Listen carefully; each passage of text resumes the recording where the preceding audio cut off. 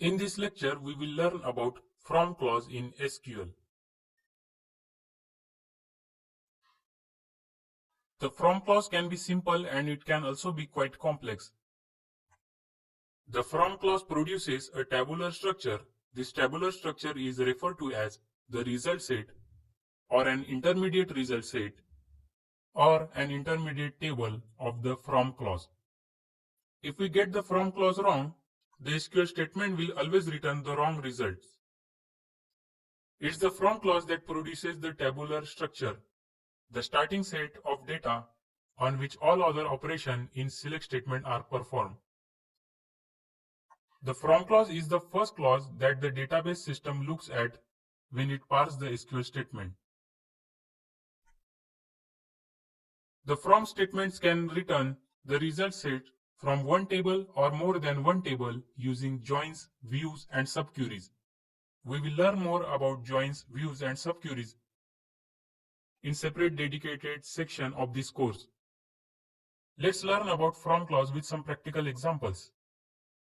Here I have logged in my MySQL database server and I will select school database by using SQL statement use school.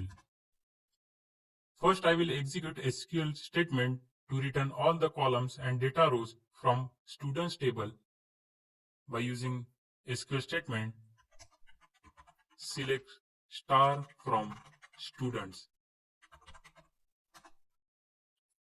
And sure enough, the system returned the result set from the students table. Now if I try to get the result set from a table that does not exist in the current database, like select star from my students, the system throws an error that my students does not exist.